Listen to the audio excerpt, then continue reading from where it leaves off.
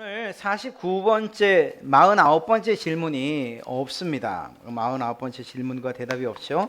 그 49번째 질문은 어렵지 않습니다. 왜냐하면 제 18번째 주일날 이 해당하는 질문과 그 주된 내용이 무엇이었는가 하면 승천에 관한 것이었습니다. 예수님의 승천하심을 우리가 어떻게 믿어야 하고 또 그것이 우리에게 어떤 유익이 있느냐 하는 부분이죠. 그래서 이 49번째 질문은 이런 질문이에요. 그리스도께서 하늘에 오르심이, 즉 승천하심이 우리에게 주는 유익이 무엇이냐, 이런 것입니다. 간단하게 말씀드리면 그렇습니다. 주님께서 거기서 뭘 하실까 하는 것을 생각해 보면 잘 알 수가 있어요. 잠시 뒤에도 우리가 살피겠지만 예수님께서 하늘에 올라가셔서 아휴, 내가 얘네 구원하느라고 힘들었으니까 이제 좀 쉬어야겠다. 그래서 2000년 동안 지금 계속 쉬고 계실까? 그건 아니라는 거죠. 그리고 또한 성경에서 말하고 있는 히브리서 7장 25절의 말씀을 우리가 살펴보면 주님께서 그 승천하셔서 무엇을 하고 계시느냐 하는 것에 대해서 잘 알 수가 있고 그게 우리에게 큰 힘과 유익이 될 것이라는 거죠. 히브리서 7장 25절 말씀을 보면 이렇게 기록하고 있습니다. 그러므로 자기를 힘입어 하나님께 나아가는 자들을 온전히 구원하실 수 있으니 이는 그가 항상 살아서 저희를 위하여 간구하심이니라. 주님께서 항상 살아서 무엇을 하신다고요? 바로 여러분을 위해서 간구한다, 기도하고 계신다는 거죠. 그렇습니다. 예수님의 승천을 믿을 때에 우리에게 큰 힘과 위로가 되는 게 뭔가 하면 주님이 거기 가서 지금 놀고 또 휴가를 즐기시고 재림 때까지 정말 가만히 계시다가 오시는 것이 아니고 지금도 이 온 세계에 자신을 믿어 구원 받은 사람들, 바로 여러분과 저를 위해서 주님이 날마다 간구하고 계신다는 거예요. 그러니 예수님의 승천이 얼마나 힘이 됩니까? 여러분들을 아는 어떤 분이 여러분의 손을 지그시, 권사님, 집사님, 제가 집사님 상황, 권사님 상황 잘 알아요. 제가 다른 건 못해도 기도해 드릴게요. 이렇게 얘기하면 아무것도 아니지 않습니까? 기도한다는 것. 그럼에도 불구하고 그게 큰 위로가 되고 힘이 돼요. 그런데 주님께서 누구를 위해서? 바로 여러분을 위해서 하나님 그 앞에서, 하나님 우편에서 날마다 영원토록 여러분을 위해 기도해 주겠다고 약속해 주시고 또 그것을 하고 계시니 예수님이 승천하지 않으셨더라면 어떡할 뻔했는가 하는 이런 생각까지 들 지경입니다. 예수님의 승천이 어떤 유익이 있냐? 그분이 바로 여러분을 위해서 친히 지금도 간구하고 계시다라는 사실이에요. 이것이 얼마나 큰 위로가 되는지 할 수 없습니다. 또 한 가지는 보증에 관한 거예요. 세상 사람들 서로 상호 간에 보증 쓰면 됩니까? 안 돼요. 안 돼요. 그거 절대 안 돼요. 형제들끼리도 보증 쓰지 마세요. 하려면 부부간에 보증 쓸 일이 있나 모르겠지만 하여간. 그런데 오늘 이 승천이 주는 유익 가운데 하나가 바로 보증에 관한 거예요. 예수님이 절대 안 되는 그 보증을 여러분에게 보증을 서주셨어요. 무슨 보증이냐? 내가 지금 이 하늘에 올라간 것처럼 너희도 반드시 내가 지금 하늘에 올라간 것처럼 너희도 하늘에 올라오게 될 것이다. 이 약속을 해주셨다는 거예요. 단지 약속만 아니고 보증을 해주셨어요. 뭘로 보증을 해주셨냐? 성령님으로. 여러분의 마음 가운데 성령님으로 보증을 해주셨어요. 그래서 성령님이 여러분의 심령 가운데에서 예수 그리스도께서 승천하신 것 믿어. 그 모습 그대로 너도 하늘에 오르게 될 거야. 이렇게 우리에게 믿음을 갖게 하고 또한 그런 마음을 우리에게 늘 일깨워 주신다는 거죠. 그러니 이것이 얼마나 큰 유익이 됩니까?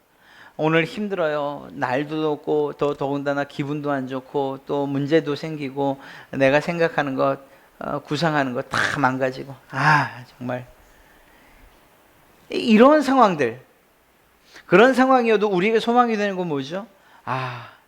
하늘을 바라다 보면서 주님이 저 하늘로 올라가신 것처럼 나도 저 하늘에 올라갈 날이 반드시 있을 것이다 라는 이러한 사실이 위로가 되는 거죠.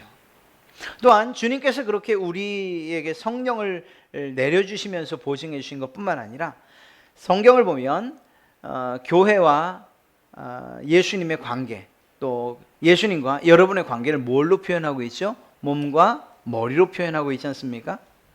그런 면에서 볼 때 우리가 그리스도 안에서 이미 우리는 하나님 예수 그리스도와 함께 하나님의 우편에 있다라고 그렇게 우리는 확신할 수 있는 거예요. 비록 우리의 몸이 아직 정말 승천한 것은 아니나 그러나 우리가 이미 그 삶을 누리고 있다고 해도 결코 틀린 것이 아니란 거죠. 자, 이러한 것이 바로 성천의 유익이라고 이야기할 수 있습니다.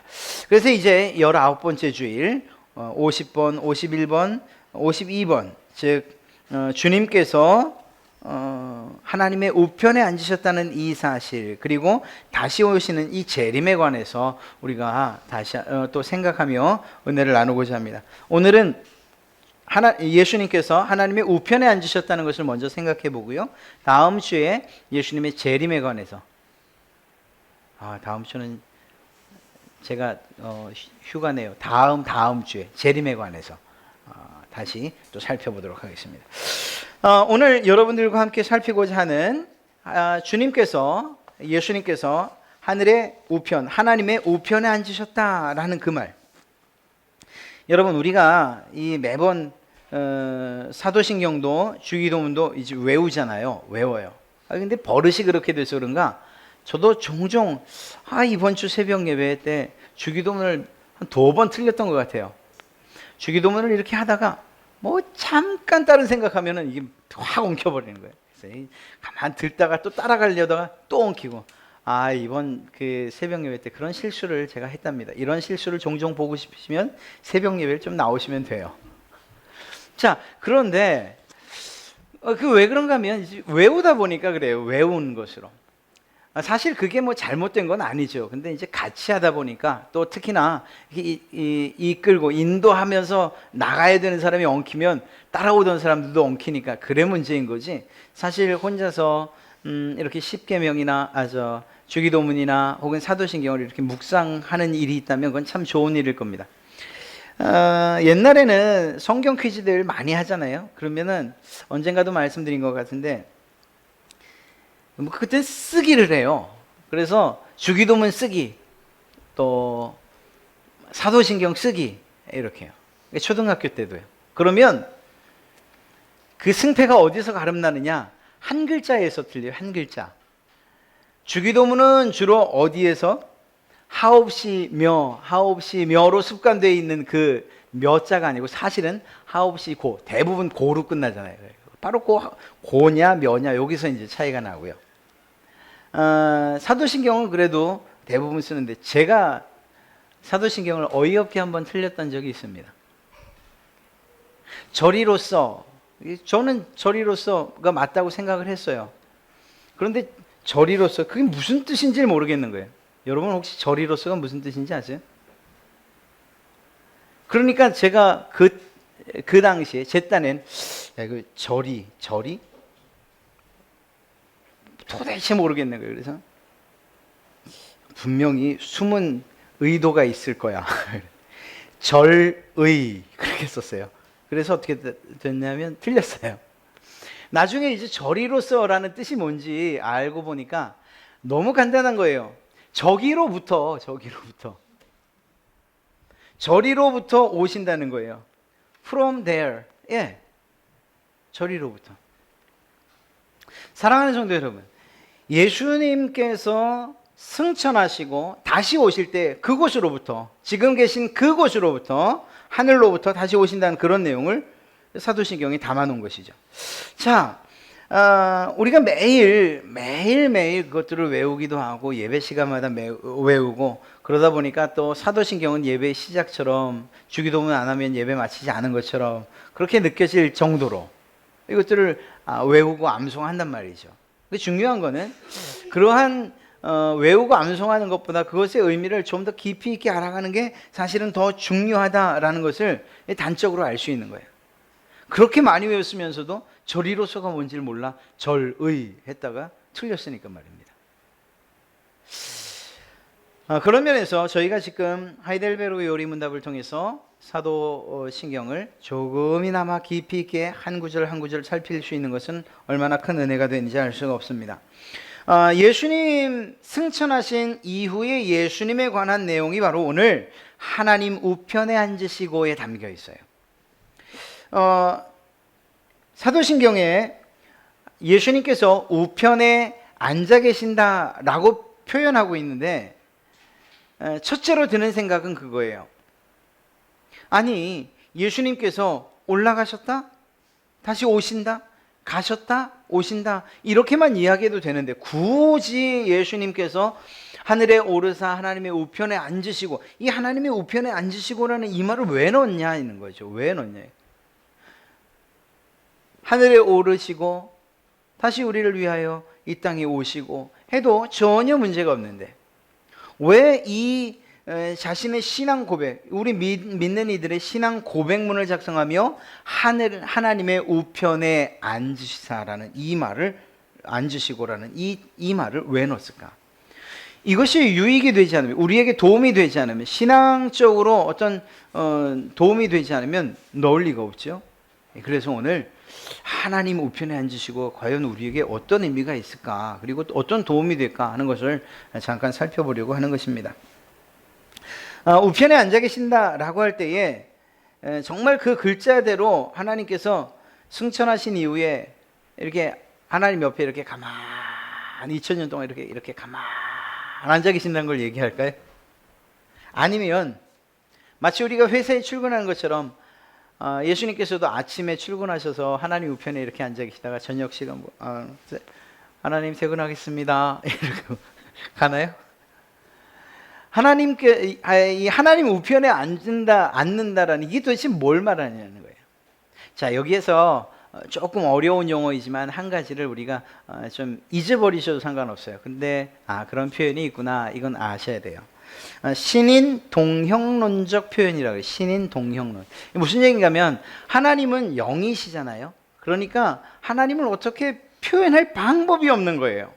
영이신 그 하나님이 어떤 모습으로 계신다, 이런 것들을 어떻게 표현할 수 있는 방법이 없어요. 표현을 어떻게 누군가가 했다 하더라도 많은 사람들이 그 표현하는 그 이야기를 들으면서 도대체 이해가 안 되는데 이렇게 이야기할 수도 있다는 거죠. 그런 면에서 예수님, 이 하나님을 표현할 때에 사람의 행동과 사람의 모습과 사람의 모양을 가지고서 하나님을 빗대어 가리킬 때에, 그래서 우리가 좀 더 이해할 수 있도록 한 표현 방법을 신인 동형론적 표현이라고 얘기를 합니다. 그래서 이런 거죠. 하나님의 손이 어디 있어요? 하나님의 손을 보신 적 있나요? 저는 기도하다가 하나님의 손이 확 앉는 거예요. 예, 그런 느낌이죠. 하나님의 손? 하나님이 영이신데 하나님에게 손이 어디 있어요?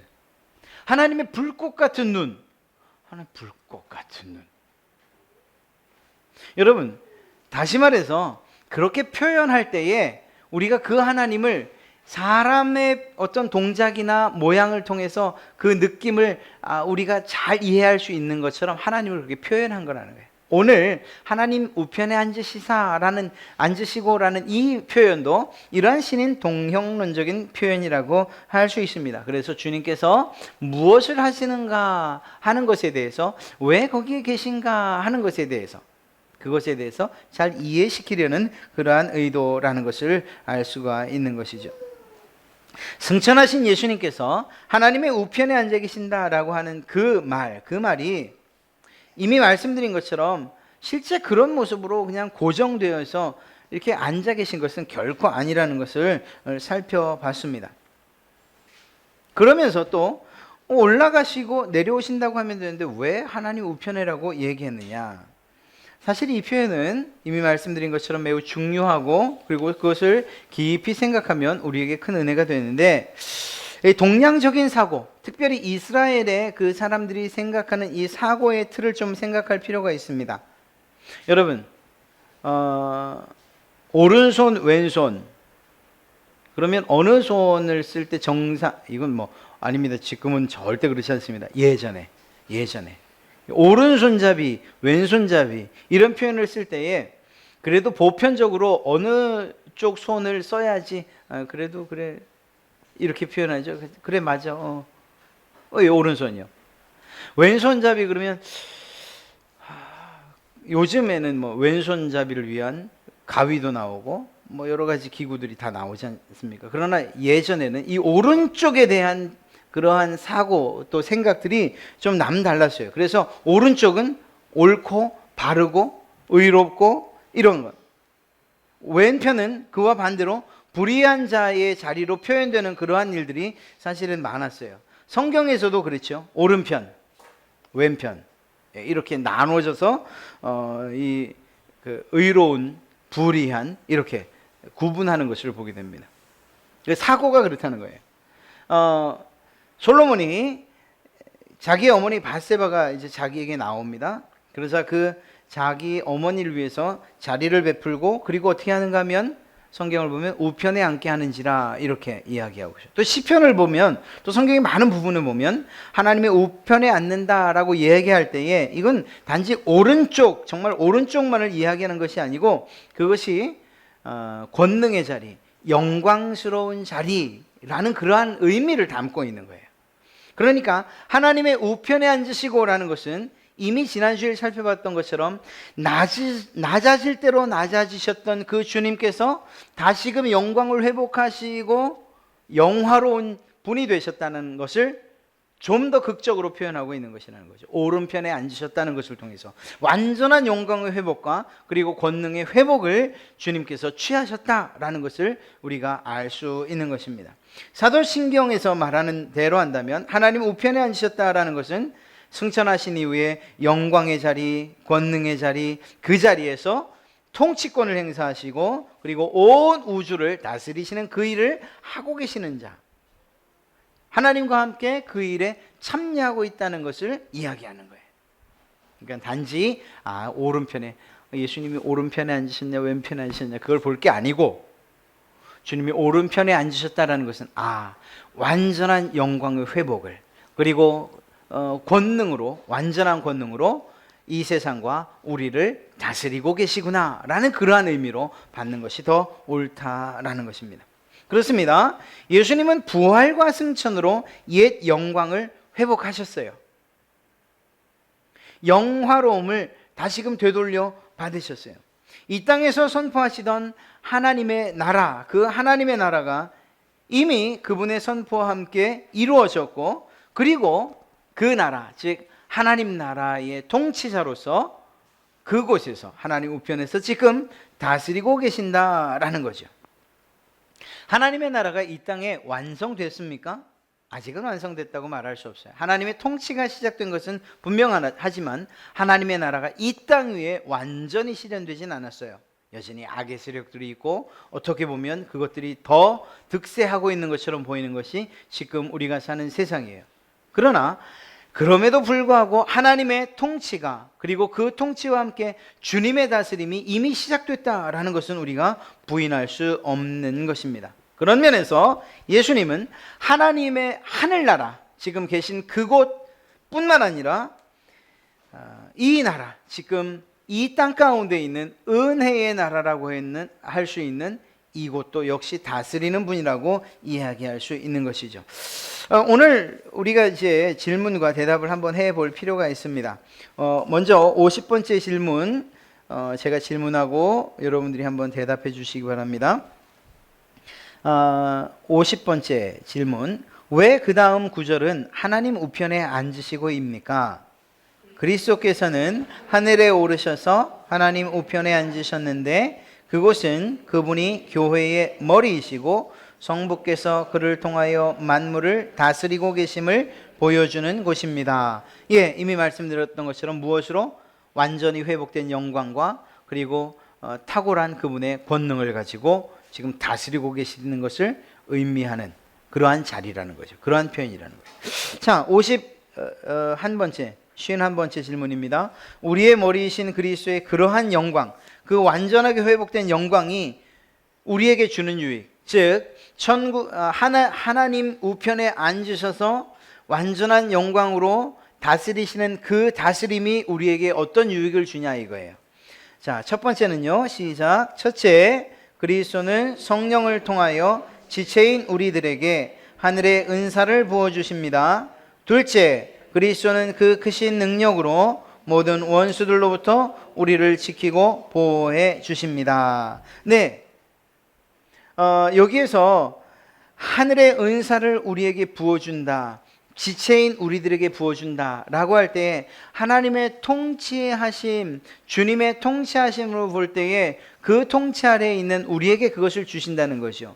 그렇게 본다면 그 상황을 은혜의 통치라고 이야기할 수 있을 거예요.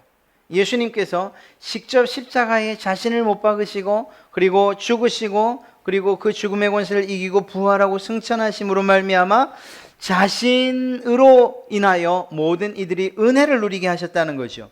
그 은혜가 이 땅 가운데서 베풀어지는 곳 있다면 그곳이 어디일까요? 그곳이 교회인 거예요. 하나님의 은혜의 통치의 장소. 물론 하나님께서 그러면 교회만 통치하시냐? 그건 아니죠. 온 우주 만물을 통치하시지만 은혜로 만들어진, 은혜로 세워진 그 통치의 장소와 그 나라가 있다면 어느 곳일까? 바로 그것이 교회라는 것입니다. 그런 면에서 이 땅 가운데 교회라는 형태로 우리 가운데에 하나님의 나라가 이루어져 있다고 해도 결코 틀리지 않을 것입니다. 눈에 보이지 아니하는 불가시적인 교회와 그리고 실제적인 눈에 보이는 유형적인 교회 모두 포함해서 이러한 교회 가운데에 철저한 하나님의 통치하심, 예수 그리스도의 통치하심, 회복된 영광이 가득 찬 곳이 바로 이 교회라는 것을 우리는 알 수 있어요. 네. 이러한 교회 가운데에 하나님의 말씀, 이 성경 말씀과 그리고 그 말씀에 대한 해석, 그리고 목사를 통한 선포, 그리고 성령님의 사역을 통해서 우리를 다스리고 계신 거죠. 예수님의 다스림이 어떻게 나타나냐 할 때에 말씀을 통해서 나타나고 그 말씀을 해석하고 선포하는 것을 통해 나타나고 성령님의 역사하심을 통해서 나타난다라는 것입니다. 그렇기 때문에 우리가 결코 교회를 무시할 수는 없는 거예요. 개개인으로서의 교회도 중요하지만 전체 모이는 공동체로서의 교회도 무시할 수 없어요.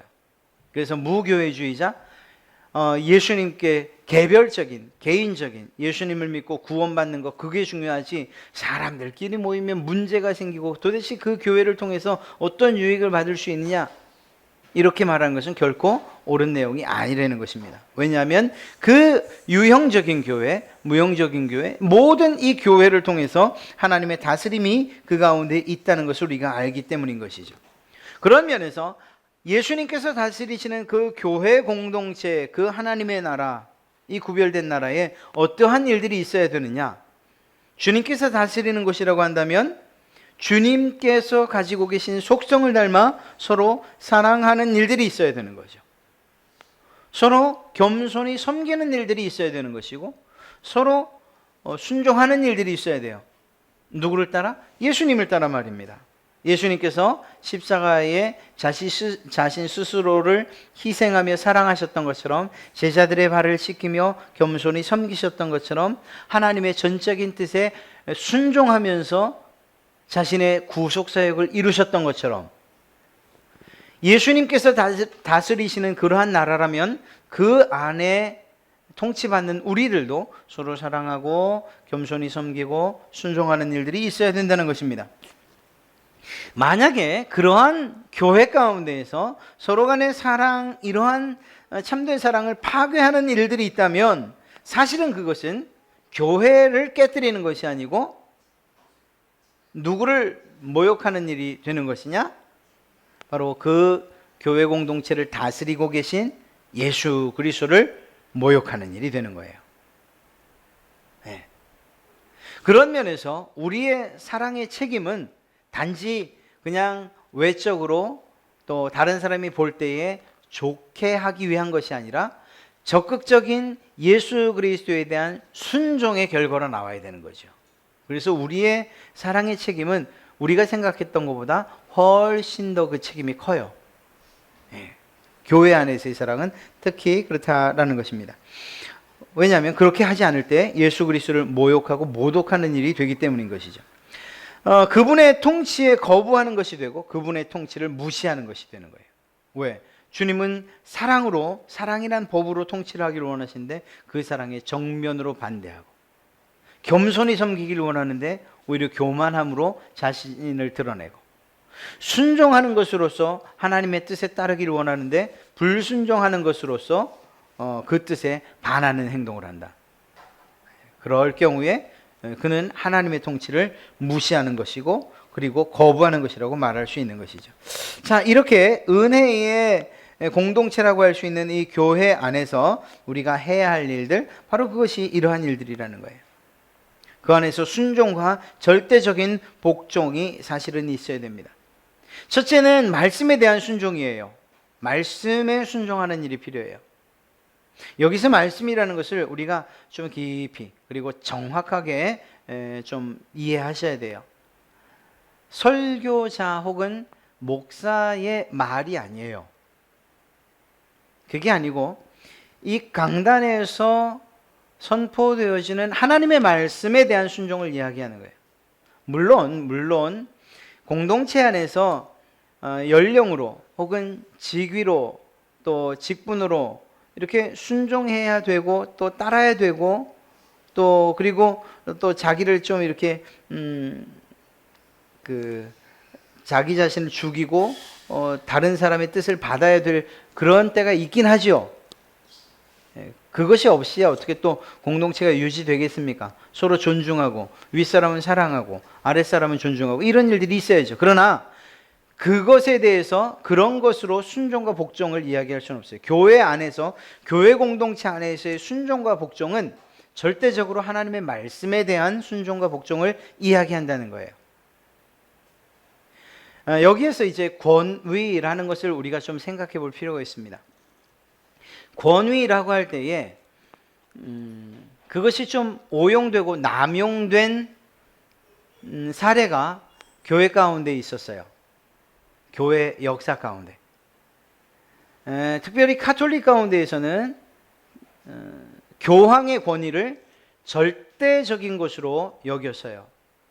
그래서 교황 무오설이라고까지 그러한 주장까지 했어요. 교황의 이야기는 절대적으로 오류가 없다.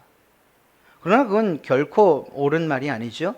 사람의 이야기일 수도 있고 어떤 사람의 모임의 결론일 수도 있는데 그것에 대해서 오류가 없다? 이건 결코 오류가 없는 건 하나님의 말씀이 오류가 없는 거죠.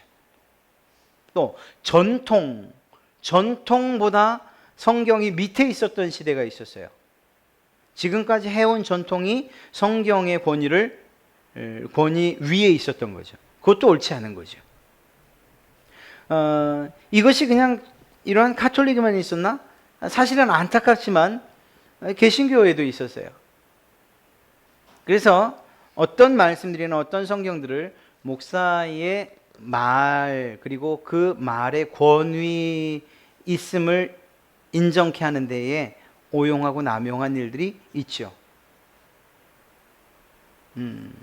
뭐 그냥 딱 생각나는 예를 든다면 모세가 이방 여인을 취한 것에 대한 도전, 그것을 모세의 권위에 대한 도전, 그것으로 보았는데 사실은 그것은 하나님에 대한 도전이었죠. 이 말씀을 어떤 일들을 이루고자 하는 교회 안에서 목사나 혹은 하여간 이 교회 안에서의 어떤 기득권을 가지고 있는 세력들이 자신의 뜻을 이루기 위한 어떤 빌미와 도구로 하나님의 말씀을 사용하는 경우도 없지 않아 있었어요. 그러나 그건 옳지 않습니다. 제가 말씀드리는 오늘 우리가 살피는 하나님의 말씀에 대한 순종, 이 순종과 복종은 하나님의 온전한 말씀에 대한 순종과 복종이어야 되는 거예요. 권위 또한 어떤 개인 목사의 권위가 아니고 강단에서 선포되어지는 말씀으로 부여받은 권위, 그래서 하나님께로부터 받은 그러한 권위의 순종과 복종을 이야기하는 것입니다. 개인의 어떤 목적이나 이익을 위해서 그 권위를 사용해서는 결코 안 되는 거죠. 네, 그러한 것들은 우리가 좀 구분해서 생각해 볼 필요가 있습니다. 어찌되었거나 예수님에 대한 그리고 그 말씀에 대한 순종과 복종이 이 공동체 안에, 교회 공동체 안에는 있어야 된다는 거예요. 그리고 이것은 다시 말씀드리지만 말씀에 대한 순종과 같은 것이고요. 또 한 가지는 하나님에 대한 그러한 순종과 복종과 동일하게 그 순종과 복종이 어떤 모습으로 또 나타나야 되느냐? 우리의 수평적인 관계, 이 하나님과의 관계를 수직이라고 얘기한다면 우리의 복종과 우리의 순종은 수평적인 관계에서도 나타나야 되는 거예요. 그래서 서로를 향해서 순종과 복종, 그런데 그 순종과 복종이라는 표현보다는 더 정확한 것은 서로 사랑하고 이해하는 것이죠. 그래서 성도들 간에 또 교회 구성원들 간에는 서로가 이해하고 사랑하고 그리고 겸손히 섬기는 모습으로 말씀에 대한 순종이 나타나야만 되는 것입니다. 이렇게 교회에 충실한 구성원이 되는 것, 그것이 무엇을 이야기하는 것입니까? 예수님의 다스리심에 대해서 내가 인정합니다. 주님의 다스림에 내가 순종합니다 라는 그러한 표현이라는 것입니다. 그래서 교회 공동체 안에 주님이 다스리시는 이러한 은혜, 이러한 은혜의 공동체 안에서 우리는 무엇을 해야 되느냐? 하나님의 말씀에 순종하고 복종할 뿐만 아니라 서로 상호 간에 돌아보고 사랑하고 또 이해하고 그리고 겸손히 섬기는 일들이 필요하다. 뿐만 아니라 우리의 책임은 그것으로 끝나는 것이 아니고요. 교회 안에서 개개인이 성경을 더 깊이 알고 그리고 깨닫기 위해서 힘써야 한다는 거죠. 교회는 또 그러한 장치들을 당연히 마련해야 되는 것이고요. 사실 그 부분에 있어서 저도 계속 고심을 하고 있고 또 어떻게 하면 우리가 말씀을 좀 더 공부해 갈 수 있는 기회를 삼을까 하는 생각들을 좀 하고 있고 그것이 이제 진행이 돼야 될 것이라고 저는 또 생각을 합니다. 그 말씀을 통해서 우리는 무엇을 배웁니까? 예수님의 통치를 받는 그 사람들, 그 통치 아래에 있는 사람들이 결국 다스리는 자 예수님의 품성을 닮아 살아가도록 그러한 목적을 가지고서 살아야 된다는 거예요. 즉 다시 말해 아버지를 존경하는 사람이 결국 그 모습을 닮아가고 또 선생님을 존경하는 제자가 그 선생님의 모습을 닮아가는 것처럼 우리를 다스리시는 예수님을 존경하고 존중하고 그분에게 복종하고 순종할 때에 결국 우리의 모습이 어떠해야 되느냐? 예수님의 모습을 닮은 모습이 되어야 된다라는 것입니다. 그때 비로소 다스리시는 주님을 기쁘시게 할 수 있는 그러한 방법이 그 길이 우리로 인하여서 열리는 거죠. 우리가 걸어가야 될 길이 바로 그러한 길이라는 것입니다. 예수님의 품성이 어떻게 나타나야 되는가? 다시 말씀드리지만 예수님에 대한 순종과 복종 그리고 그분의 품성을 닮은 것이 어떻게 드러나야 되는가? 그 드러나는 것은 우리 사람들을 향해서 드러나야 되는 거예요. 주님에게 뿐만 아니라 사람들을 통해서 그 열매가 맺혀져야 된다는 것입니다. 서로 구성원 간에 인격적인 관계가 맺어져야 되고 그것이 비록 어린아이라 할지라도 어른이라 할지라도 상호 간에 인정하고 존중하는 일이 있어야 되고 또 서로 대등한 그러한 인격체로서의 관계가 형성돼야 되는 거죠. 이 대등하다라는 말이 이제 오해를 불러일으킬 수 있어요. 그러나 오해는 하지 마십시오. 연장자에 대한 인격적인 표현, 그건 뭐로 나타날까요? 윗분에 대해서는 존중하는 것으로 나타나고 아랫사람에 대해서 윗사람의 존중하는 태도 또 인격적인 표현은 사랑으로 나타나죠. 사랑하고 존중하고 이렇게요. 이게 대등한 관계예요. 단지 윗사람이니까 무조건 아랫사람이 따라야 되는 것이고 어른이니까 아이가 무조건 따라야 된다. 이건 대등하다고 이야기할 수 없는 거죠. 그것들이 무시되면서 또 그렇다고 해서 대등하라고 했으니까 아랫사람이 그냥 기어 올라가지고 어른 윗사람 그거 없이 그냥 정말 할아버지 수염 뽑는다고 그런 지경이 되면은 그건 결코 대등한 게 아니에요. 교회 안에서의 하나님이 부여해 주신 질서에 맞춰서 서로가 상호간에 존중하고 사랑하는 일들이 있을 때 그 질서 가운데에서 대등이라는 표현이 나오는 거죠. 사랑하는 성도 여러분, 교회 안에서 성령의 은사를 따라 만들어진 이러한 은혜의 공동체 안에서 이러한 일들이 일어나는 거예요.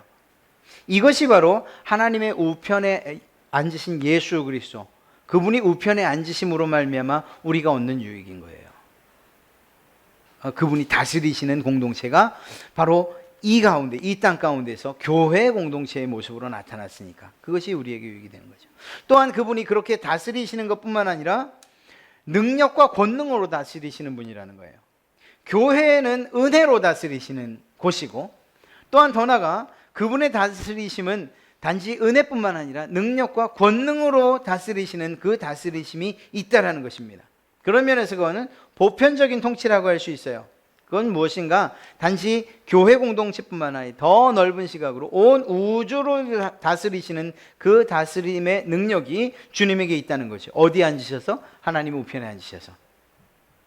하나님 우편에 앉으셔서 작게는 주님의 몸된 공동체, 은혜의 공동체를 다스리시고, 넓게는 온 우주적인, 그래서 권능과 능력으로 다스리신다라는 거예요.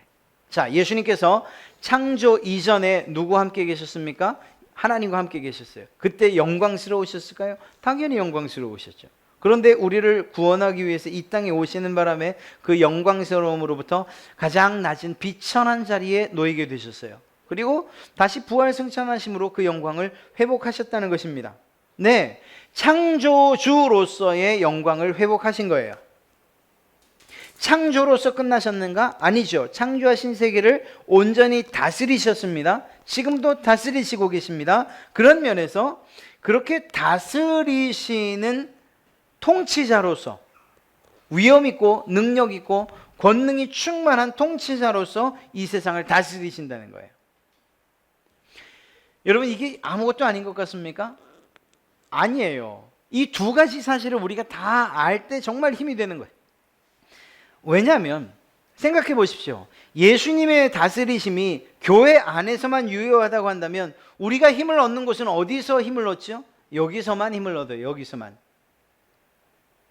예수님의 다스림과 통치하심이 은혜의 공동체 안에서만 이루어진다, 이렇게 한정을 짓고 나면 우리는 밖에서는 그냥 세상에서 깨지고 부서지고 망가지고, 그리고 나서 여기에서 그나마 주님, 야, 그래도 여기 왔으니까 잘했다, 내가 힘 주마. 세상 나갈 때 주님, 제가 또 나갑니다. 그래, 가서 오늘도 깨지고 와라, 이렇게 얘기하시는. 아니에요. 그렇지 않아요. 예수님의 다스리심은, 통치하심은, 그분의 능력과 그분의 권능은 교회 공동체 안에서뿐만 아니라 이 세상 바깥에서도 여전히 통치하고 계신다는 거예요. 그래서 우리가 설령 세상에 나가 산다 할지라도 그곳에서 담대함을 가지고 살 수 있는 이유가 거기에 있는 거예요. 왜? 우리의 주인이 누구죠? 우리를 다스리는 왕이 예수님이시잖아요. 그러면 우리가 예수님의 백성이라고 할 때, 하나님의 백성이라고 할 때 교회 안에서만 하나님의 백성이냐? 그게 아니죠. 세상에 나가서도, 직장 가운데에서도, 가정에서도, 이웃에서도 우리를 그냥 힘들게 하고 어렵게 하고 정말 잡아먹을 사자들처럼 달겨드는 그러한 곳이라 할지라도 그곳에서도 여전히 우리는 누구의 통치 아래 있냐? 예수님의 통치 아래 있다는 거예요. 사랑하는 성도 여러분, 마태복음 16장 18절에 또 내가 내게 이르노니 너는 베드로라, 내가 이 반석 위에 내 교회를 세우리니 무엇이 이기지 못한다고요? 음부의 권세가 너를 이기지 못하리라. 주님께서 지켜주신다는 걸 얘기한 거죠. 요한복음 16장 33절에 무엇이라고 말합니까? 이것을 너희에게 이름은 너희로 내 안에서 평안을 누리게 하며, 또한 세상에서는 너희가 환난을 당하나 담대하라, 내가 세상을 이기었노라. 이미 세상의 통치권을 이기셨어요. 세상의 악한 영들을 이기시고 통치권까지도 회복하셨다는 거예요. 어디에 계시며? 하늘에 오르심으로 말미암아 하나님 우편에서 세상에 대한 통치권도 이미 주님이 회복하셨다는 거예요. 그러니까 우리가 믿는다, 그리스도인이다, 그래서 우리는 교회 안에서만 힘이 있다, 이렇게 말할 수 없는 거예요. 교회 안에서만 위로받는다, 주님이 교회 안에서만 우리를 위해서 우리를 감싸 주시고 위로해 주시고 보호해 주신다. 아니라는 거예요. 교회 밖으로 나가도, 여러분들이 세상 가운데로 나가도 이미 그곳에서 우리가 설령 환난을 당하는 일이 있다 할지라도 그것이 예수님이 패배했다는 것을 이야기하는 건 아니라는 거예요. 오히려 우리가 예수님 편이라는 그것을 더 드러내는, 증거하는 삶일 뿐인 거죠. 혹여 우리가 힘들어도, 혹여 어려워도 이미 그 땅도 하나님의 통치 아래에 있다는 사실을 우린 믿어야 된다는 것입니다. 내가 세상을 이기었노라. 내가 세상의 통치권도 이미 내 손 안에 있다. 이렇게 말씀하시는 주님의 음성인 것입니다. 비록 우리가 예수님을 믿는 것 때문에 어려움에 처할 수 있습니다. 힘들 수 있습니다. 다른 사람들이 누리는 세상의 즐거움들을 포기해야 할 때가 있습니다. 돈을 포기해야 할 때도 있습니다. 직장을 포기해야 할 때도 있습니다. 그런데 그러한 상황이 예수님의 패배를 이야기하는 것은 아니라고요. 오히려 요한복음 말씀을 보면, 14장 말씀을 보면 그렇게 이야기하고 있어요. 너희가 내 안에, 내가 너희 안에. 그리고 너희가 내 것이기 때문에 세상이 너를 미워한다. 세상이 나를 미워한 것처럼 내 제자된 너희를 세상이 미워한다. 그게 당연한 거예요. 그렇다고 해서 하나님의 통치가 세상에 미치지 못해서냐? 보호하지 못해서냐? 그건 아니라는 거죠. 아직까지 완성되지 아니한 하나님의 나라, 그러나 그 안에서 이루어지는 통치 가운데서 비록 우리가 고난받는다 할지라도 우리가 주님에 속해 있고 주님이 우리 안에 있다. 그러한 사실을, 그러한 상황 가운데 그것 때문에 우리가 비록 고난을 받는다 할지라도 하나님의 통치는 변함이 없이 우리 가운데 베풀어지고 있다라는 거예요. 그러니까 이런 거예요. 그 어려움 때문에 우리가 낙심하거나 혹은 힘들어하거나 혹은 어려워하지 말라는 거예요. 하나님의 통치하심을 의심하지 말라는 거예요. 오히려 주님께서는 담대하라고 말씀하시는 거죠. 이유가 뭡니까? 예수 그리스도 주님께서 십자가에 못 박혀 죽었지만, 그러나 하나님이 주시는 부활의 능력으로 다시 살아나셨고 지금 어느 자리에 계신다고요? 하나님 우편에 앉아 계신다는 거예요. 거기서 그냥 누우시냐고요? 아니요. 이 땅을 다스리시고 통치하고 권능과 능력으로 보존하시고 유지하시고 다스리고 계신다고요. 우리는 그분의 다스림 안에 있다는 사실을 우리가 예수님이 하나님의 우편에 앉아 계십니다 라는 이 고백을 통해서 우리가 우리의 마음 가운데에 다짐을 해요. 주님이 하나님의 우편에 앉으셔서 여전히 이 세상을 다스리시는구나. 내가 그분의 통치 아래에 있구나. 내가 비록 힘들어도 여전히 주님이 나를 보고 계시는구나. 날 위해 기도해 주시는구나. 그러니 이게 힘이 되지 않겠냐고요. 우리 믿는 사람들이 하늘을 바라보면서 하나님의 위로하심과 하나님의 돕는 그 손길들, 주님께서 우리를 위해서 응원하고 계신 그 모습을 볼 수만 있다면 우리가 이 세상 한번 살아가는 게 그게 뭐가 그렇게 어렵겠습니까? 오늘 여러분들과 함께 읽었던 스데반, 그 스데반이 돌에 맞아 죽으면서도 결국 하늘을 바라봤을 때 하나님께서 그 하나님 우편에 서서 응원하시는 그 모습을 바라봤으니 그 죽음의 자리에서도 주님을 부인하지 않고 오히려 주님을 찬양하며 자기에게 돌을 던지는 자들을 향해서 하나님 저들을 용서해 주십시오 이렇게 이야기할 수 있었던 거죠. 그가 뭘 받죠? 하나님 우편에 계신 예수 그리스도를 받기 때문에 우리도 그러한 위로와 그러한 힘을 얻을 수 있다는 거예요. 뭘 통해서? 하나님 우편에 주님이 계시다는 사실을 고백하고 믿는 것을 통해서 말입니다. 이제는 땅만 바라보지 마시고요, 힘들고 어려울 때 하늘을 또 한번 바라보십시오. 하늘 바라보세요. 그냥 좋다 그게 아니고 하늘 바라보시면서 하나님 우편에 우리 주님이 계시는데, 그 주님이 지금 나를 바라보고 계시는데, 내 어려운 일들 아실 텐데, 내가 지금 속이 무너져 내리는 것 그것도 아실 텐데, 내가 지금 이렇게 웃고 있지만 웃는 게 아니란 걸 아실 텐데, 아실 텐데로 끝나는 것이 아니고 그분이 지금도 내가 알아, 견뎌, 응원해 주마. 주님께서 여러분을 직접 응원하고 계신다는 이 사실이 우리에게 얼마나 큰 위로와 힘이 되겠습니까? 사랑하는 성도 여러분, 하나님이 우편에 앉아 계신다, 하나님 우편에 주님이 앉아 계신다는 이 사실, 아무것도 아닌 그냥 의미 없는 말을 중간에 쑥 끼우는 게 아니에요. 주님께서 올라가신 다음에 그냥 아무것도 안 하시다가 알람 맞춰놓고 이제 하나님이 재림의 때가 됐다 그러면 주님께서 부지런히 불이 나게 그냥 재림 준비하시는 게 아니고 하늘에 오르신 다음에 끊임없이 변함없이 여러분을 위해서 간구하시고 친히 간구하시고 여러분을 눈동자같이 보호하시고 여러분들의 기도와 간구를 들으시고 여러분들의 처지와 형편을 살피시고 그러면서 여러분을 응원하시고 계신 그 자리가 바로 하나님 우편이라는 거예요. 사랑하는 성도 여러분, 여러분들이 그 말씀에 여러분의 그 고백에 큰 힘과 위로 얻을 수밖에 없지 않겠습니까?